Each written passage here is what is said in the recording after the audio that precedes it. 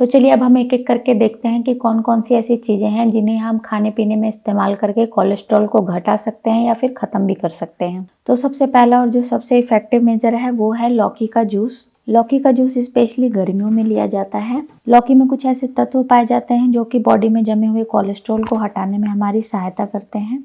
लेकिन जब भी आप लौकी के जूस का सेवन करने वाले हैं तो पहले ही आप लौकी को टेस्ट कर लीजिए।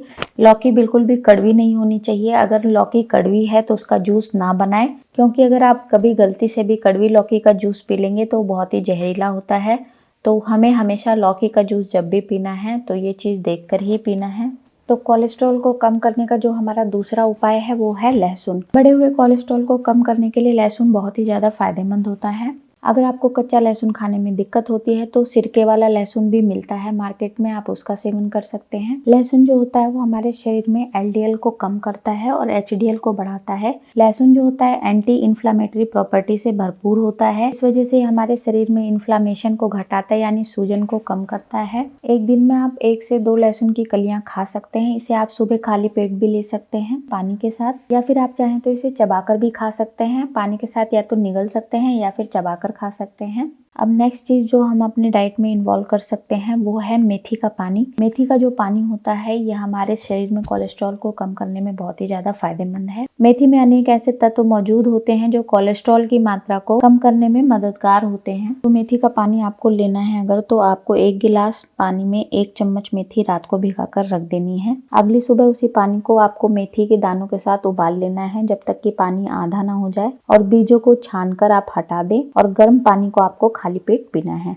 नेक्स्ट हमारा जो उपाय है वो है आंवला। आंवला जो है बहुत ही ज्यादा फायदेमंद होता है कोलेस्ट्रॉल को कम करने के लिए। आंवला जैसा कि आप सभी जानते हैं कई सारे फायदों से भरपूर होता है, लेकिन स्पेशली ये कोलेस्ट्रॉल के लिए भी बहुत ही ज्यादा फायदेमंद होता है। आंवला जो होता है विटामिन सी से भरपूर होता है और इसमें एंटीऑक्सीडेंट भी बहुत ज्यादा होते हैं। आंवला जो होता है कोलेस्ट्रॉल तो कम करता ही करता है, उसके साथ साथ जो शरीर में नसें होती हैं अगर वो बहुत ज्यादा सख्त हो जाती हैं तो उनको भी नरम करने का काम करता है, जिससे कि हमारी जो नसें होती हैं उनमें थोड़ी फ्लेक्सिबिलिटी आती है और जो जकड़ापन होता है, जकड़ जाती है नसें, वो कम हो जाता है। तो आंवला आप कई तरीके से ले सकते हैं, इसके सप्लीमेंट आपको मिल जाएंगे। आंवले को आप मुरब्बे के फॉर्म में ले सकते हैं या फिर इसे आप कैंडी के फॉर्म में ले सकते हैं। तो हमारा जो नेक्स्ट उपाय है कोलेस्ट्रॉल को कम करने के लिए वो है ग्रीन टी। तो फ्रेंड्स जैसा कि आप लोग जानते ही हैं कि ग्रीन टी पीने के बहुत सारे फायदे होते हैं, लेकिन इसको पीने से कोलेस्ट्रॉल भी कम होता है, ये बहुत कम लोग जानते होंगे। ग्रीन टी जो होती है वो एंटीऑक्सीडेंट और अन्य स्वास्थ्य लाभों से भरपूर होती है, इसलिए कोलेस्ट्रॉल को भी कम करती है।